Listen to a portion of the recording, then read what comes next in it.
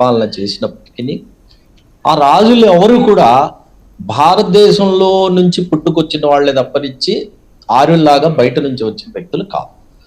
ఇక్కడ చరిత్రని, ఇక్కడ సంస్కృతిని, ఇక్కడ పద్ధతుల్ని వీటిని పాటిస్తూ ఇక్కడ ఉన్న మొత్తం ప్రజల్ని, భారతీయులందరినీ కలుపుకుపోయిన వాళ్లే ముస్లిం రాజులు తప్పనిచ్చి వీళ్ళు కొంతమంది దుర్మార్గులు చిత్రీకరిస్తున్నట్టుగా ముస్లిం రాజులు ఎవరు కూడా గుళ్ళని పడదోయటం కానివ్వండి, లేదా గుళ్ళని పడగొట్టడం కానివ్వండి, ఇలాంటివి చేయలేదు.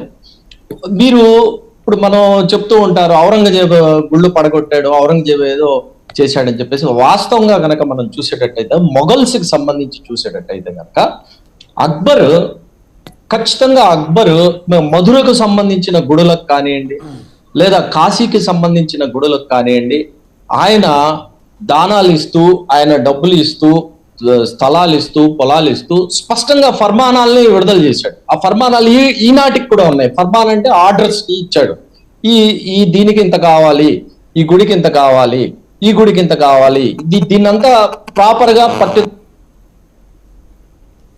మీ ఆడియో మ్యూట్ లోకి వెళ్ళిందండి. ఫర్మానాల రూపంలో అక్కడ క్లియర్ కట్ గా మనకు కనిపిస్తూనే ఉంది. ఈ రోజు నేనేం తయారు చేయట్లా, నేను తయారు చేసి నేను పెట్టి నేనేది రాయట్లా. మీరు ఒకసారి కనుక చరిత్రను కనుక పరిశీలిస్తే తెలుస్తుంది. అక్బర్ కానివ్వండి, అక్బర్ కొడుకు కానివ్వండి, అక్బర్ మనవడు కానివ్వండి, వీళ్ళు అక్కడ ఉన్న గుళ్ళను వీటన్నిటి కాపాడిన వాళ్ళు. ఇంకా ముఖ్యమైన విషయంగా చూసేటట్టయితే కనుక ఔరంగజేబు స్పష్టంగా ఒక ఆర్డర్ని వేశాడు. ఆయన కాశీలో ఉన్న బ్రాహ్మణులను, అక్కడ ఈయన అధికారంలోకి వచ్చినప్పుడు అక్కడ కాశీలో ఉన్న బ్రాహ్మణులను కొంతమంది ఇబ్బంది పెడుతుంటే ఈయన చక్కటి ఓపెన్ గా ఫర్మానా ఇచ్చాడు, ఆర్డర్ ఇచ్చాడు. ఆ బ్రాహ్మణులను ఎవరు టచ్ చేయడానికి లేదు, వాళ్ళ గుళ్ళో వాళ్ళ పూజలు ప్రార్థనలు చేసుకోవాలి, వాళ్ళ పని వాళ్ళు చేసుకుంటూ పోవాలి వాళ్ళ సంస్కృతి ప్రకారం అని చెప్పేసి ఆయన ఫర్మానా.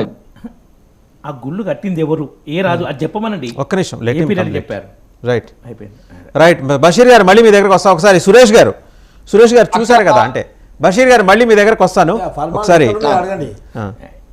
ఇప్పుడు ఒక మాట సురేష్ గారి దగ్గరికి వెళ్దాం. ఒక్క నిమిషం. సురేష్ గారు వినిపిస్తుందా? వినిపిస్తుందండి, చెప్పండి. సురేష్ గారు చూశారు కదా, ఇప్పుడు ఆ సరోజ్ మిశ్రా అనే ఒక సోషల్ మీడియాలో రాసిన ఒక లెఫ్టిస్ట్ ఓరియంటేషన్ ఉన్న, లెఫ్టిస్ట్ బ్యాక్గ్రౌండ్ ఉన్న రాసిన కథనాన్ని ఎన్ని భాషల్లోకి తర్జుమా చేసి ఫేస్బుక్లో, ట్విట్టర్లోను, మిగిలిన అన్ని సోషల్ మీడియా ప్లాట్ఫామ్స్లోనూ ఇలా వెదజల్లారు. చూస్తే మీకు స్పష్టంగా అర్థమవుతుంది. అంటే రాముడు అనేవాడు అసలు, అంటే ఆవిడ రాసిన దాన్ని బట్టి మనకు అర్థమవుతుంది అంటే రాముడు అనేవాడు ఒక మిథ్య. వాడు పుట్టలేదు, వాడు అక్కడ పెరగలేదు, వాడు చదువుకోలేదు. ఆ పేరుతో ఏదో వీళ్ళు హిందువులు ఆరాధన చేసుకుంటున్నదంతా ఒక మిథ్యాపూరితమైన ఒక వ్యక్తి గురించి చేసుకుంటూ వస్తున్నారంటూ ఆ చిత్రీకరణ, పైగా ఒక నాగరికతను చంపేసిందిట. అంటే వ్యంగ్యం కూడా చూశారు కదా. అంటే ఎంత బలమైన, నాకు తెలిసి మనకి ఒక రాహుల్ గాంధీని బ్యాక్ చేసి ఒక మీడియా ఉంది కదా, ఒక ఇజ్రాయలీ వ్యక్తి నడుపుతున్న మీడియా, దాని ఇన్ఫ్లుయెన్స్ దీని మీద చాలా బలంగా పనిచేసిందేమో. చివరికి గుడి రెడీ అయిపోయి ప్రాణప్రతిష్ఠకి వెళ్తున్న వేళ కూడా. ఎలా చూస్తున్నారు దీన్ని? ఈ పోస్ట్ ని ఇప్పుడు దాకా government of India తీసారండి,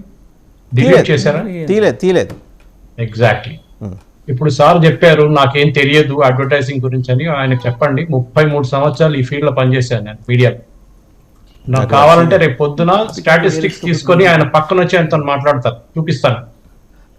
me minister ఉండొచ్చు, కానీ అక్కడున్న బ్యూరోక్రాట్, జాయింట్ సెక్రటరీ, కేరళలో ఉన్న ఒక సంగీతం సోపానం పాడుతున్న మనిషికి ఇచ్చిన డబ్బులు, నరేంద్ర మోదీ గారు శాంక్షన్ చేసిన డబ్బులు ఇవాళ దాకా రిలీజ్ చేయలేదు. మీకు తెలుసండి? మీరు టాపిక్ ఏంటి, మీరు మాట్లాడుతున్నది ఏంటి? బీజేపీ ఏదో తప్పులు చేస్తున్నారు, అది టాపిక్ ఏంటిది ఇవాళ? అయోధ్య దేవాలయం టాపిక్ మాట్లాడండి. రామిరెడ్డి గారు ఆయన మాట్లాడండి. సార్ మీరు మాట్లాడండి. సురేష్ గారు మీరు మాట్లాడండి. సురేష్ గారు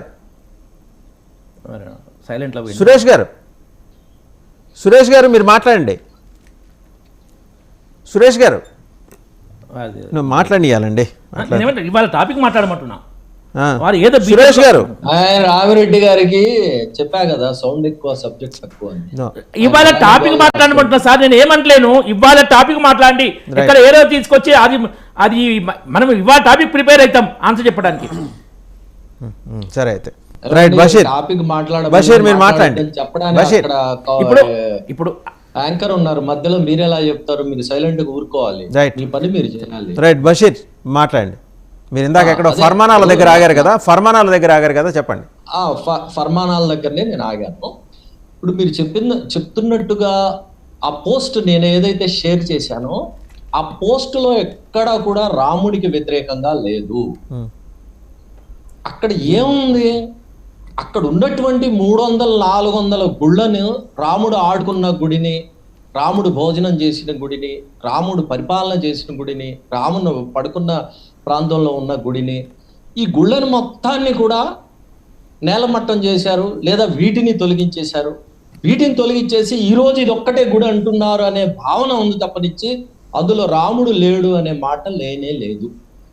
అలానే ఆ నిర్మోహి అఖోడా దగ్గర, ఆ అఖాడాలు ఉన్నాయి, ఆ అఖాడాల దగ్గర వాళ్ళ దగ్గర ఉన్న ఫర్మానాలు ఏమేమి ఉన్నాయి అనేది కూడా స్పష్టంగా ఆమె రాసింది తప్పనిచ్చి రాముడు లేడు అనే మాట రాయలా.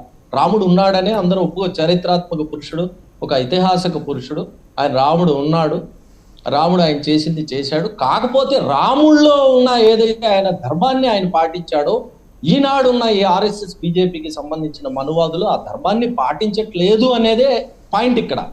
ఇప్పుడు రాముల్లో ఉన్న గొప్పతనం ఏంటంటే, రాముడు ఎంత గొప్ప వ్యక్తి అంటే, ఒక రజకుడు క్వశ్చన్ చేశాడని చెప్పేసి, ఒక రజకుడు డిఫర్ అయ్యారని చెప్పేసి భార్యని వదిలిపెట్టాడు. అంటే రామ రాజ్యంలో రాజుకి వ్యతిరేకంగా కూడా మాట్లాడి